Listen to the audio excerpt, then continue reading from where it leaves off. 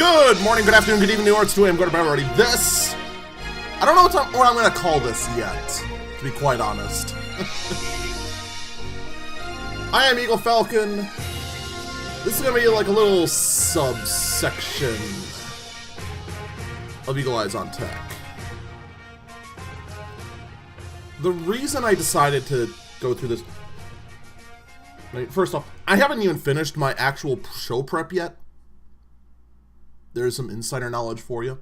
But while I was going through Cnet's feed of various stories, I came across two that are very, very, what's the right word? Blatantly non-tech and blatantly political. I'm going to give them to you in the order I received them. Alright, so this is going to be the one from yesterday first. An online petition to make Hillary Clinton president of the United States has become the largest petition ever at change.org. More than 4.6 million people have signed the online petition, which urges members of the Electoral College to ignore their state's votes and cast their ballots for Secretary Clinton instead of Donald Trump. It's been nearly a month since Trump was declared the winner of the election, but the election isn't technically over yet. On December 19th, if the Electoral College casts votes in the way that their respective states voted, Trump wins. The petition calls for those Electoral College members to ignore their state's votes, arguing that Trump is unfit to serve and that more people wanted Clinton president since she won the popular vote. It could happen, but it's not likely. There have been instances of some electors not voting for the candidate their state wanted, but it has never changed the outcome of an election before. That's according to factcheck.org. So how big is this particular movement? To compare, the second largest petition on change.org took more than 3 years to collect about half as many signatures. It's to shut down a dog meat festival in China. I'm Bridget Carey. You can keep up with the latest tech news at Cnet.com. So what's the first thing that stands out? That's not tech news. At all. The only part of that they can try and in their own little small minds make themselves think that it's tech news is the fact that it's on change.org, a website infamous for where people go sign petitions for dreams that never accomplish anything. Seriously, if you want to go ahead and make something happen, go anywhere but change.org. Second, the content of the petition itself. To break what is currently constitutional law.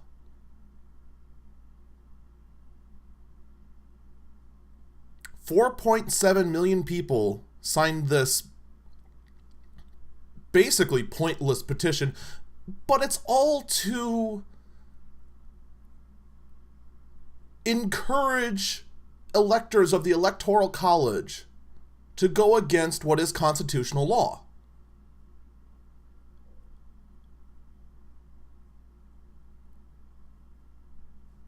I hate to break it to you guys, but as much as I hate it too, Trump won. And the only thing that, let's pretend for a moment, they got their way.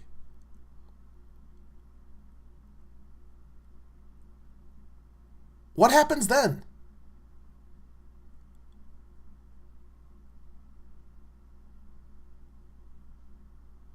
Revolt is what happens next. Blatantly. This would all then get tied up in courts as everyone sues each other. All these electors get dragged into court as well for violating their constitutional duties.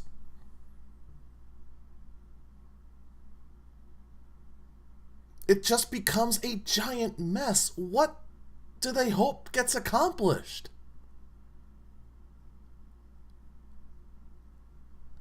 Nothing good is going to come out of this if this succeeds, which, here's a spoiler for you, it won't. For all the reasons I just stated. And then some.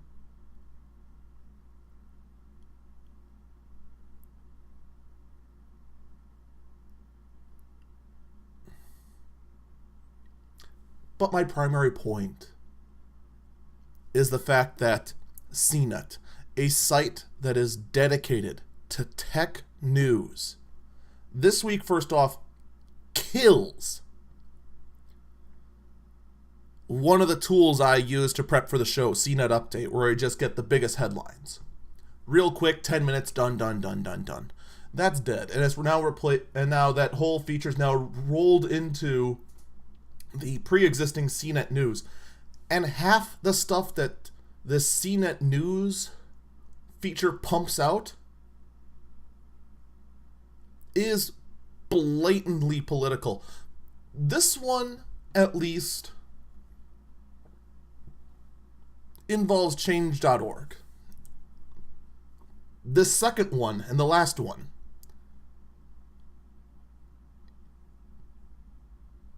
is such a non-story it's not even funny. Take a listen. As president, Donald Trump could send you an unblockable text. With the fallout of the United States presidential election continuing, people are now paying attention to what could be. In 2006, Congress passed an act that would allow wireless emergency alerts to be sent to mobile devices. The act permits the transmission of Amber Alerts, alerts involving imminent threats to safety or life, and alerts issued by the president. The Federal Communications Commission says participating carriers may allow subscribers to block all but presidential alerts. Donald Trump is known for his frequent messages on Twitter. Combining these two pieces of information has caused some to become concerned that they will receive texts from Trump once he becomes president. Cnet reached out to Donald Trump's office on the matter. However, we did not immediately receive a response. There is no evidence saying that Trump would use the wireless emergency alert service as its own personal messaging service. Additionally, all alerts must go through the Federal Emergency Management Agency's Integrated Public Alert and Warning System. FEMA has issued alerts for a number of very serious events, including child abductions, Hurricane Sandy, and the Boston Marathon bombing. Donald Trump will take the presidential office on January 20th, 2017. For more information, you can always check out cnet.com. I'm Aya Zakhtar, and I'll see you online. You're not even trying, are you? Cnet, come on. That's not a story. Here, we'll go through it again, and I'm going to interrupt every time that they say something. What's the right term? I'm going to go with stupid. All right, I'm going to have my finger on this pause button quite a lot. Let's go. As president, Donald Trump could send you an unblockable text. That's true. With the fallout of the United States presidential election continuing, people are now paying... Stop. Hold up. The fallout continuing. It's been a month. It's been a month. He hasn't done anything except for take credit for a talk and put together his staff. That's it. Granted, he is putting together a cabinet a lot faster than other presidents, but the fallout of the election, it's implying that there's all sorts of terrible policies being implied. Nothing has started yet.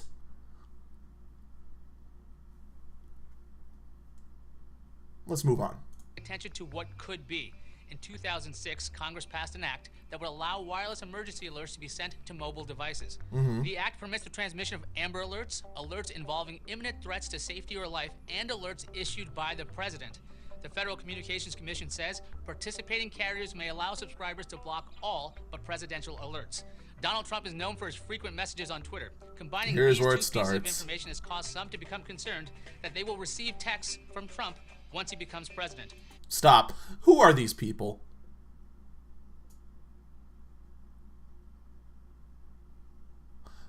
I have been fine-tuned to a whole slew of complaints on Trump. And I shouldn't... fine-tuned is actually the right word. I am bombarded with people who are terrified of President-elect Trump. First off,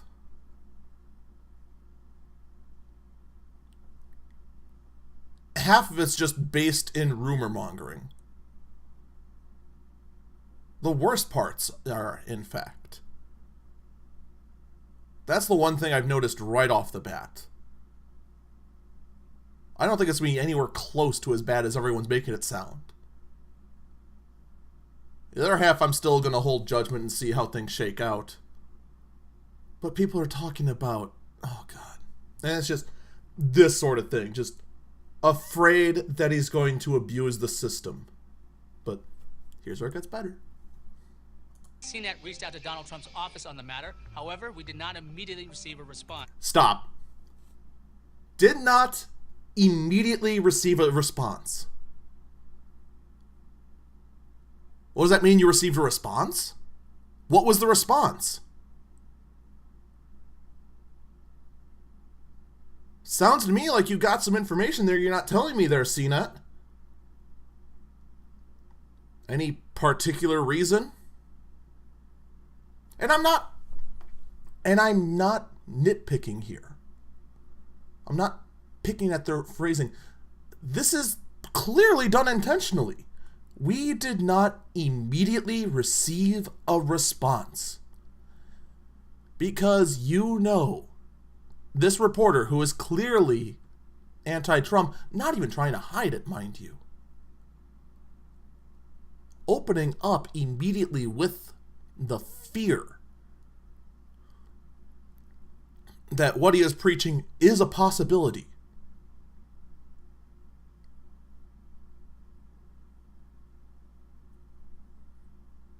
If Cnet did not receive a response, they would put in, we did not receive a response. Instead, they use the word immediately, implying they have a response. This might sound like tinfoil hat crackpotism, but trust me, words have meaning. And this is a big one. Let's continue. There is no evidence saying that Trump would use the Wireless Emergency Alert Service as its own personal messaging service. Additionally, all alerts must go through the Federal Emergency Management Agency's Integrated Public Alert and Warning System. Stop.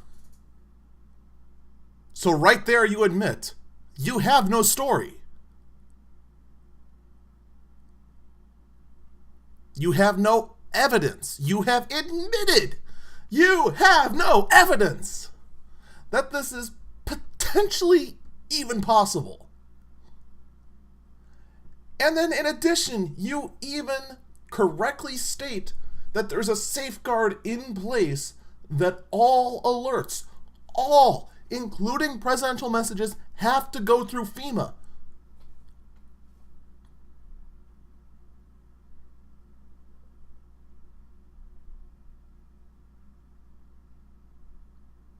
So why did you just waste a minute of my life with this?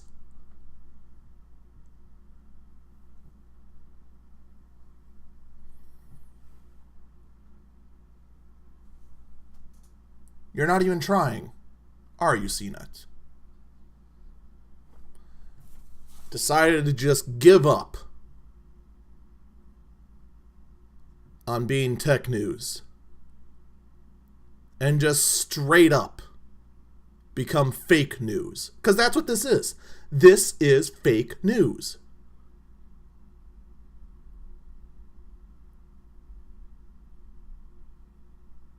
You want to talk about cleansing terrible fake news stories off Facebook? All right, well, Cnet, cleanse yourselves.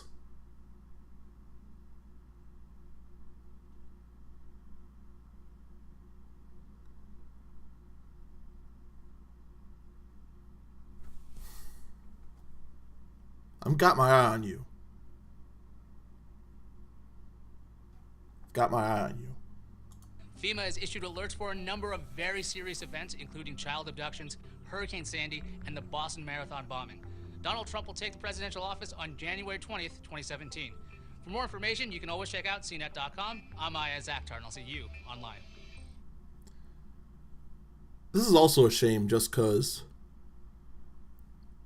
I've followed Ayaz Akhtar since Tech News Today on the Twit network. No, that's not a nickname I made for them because I hate them. That actually is what they are. TWIT, This Week in Tech. That's actually what they're called. I'm not insulting them.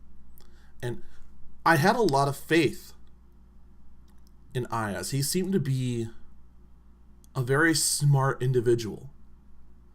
But to blatantly do something like this,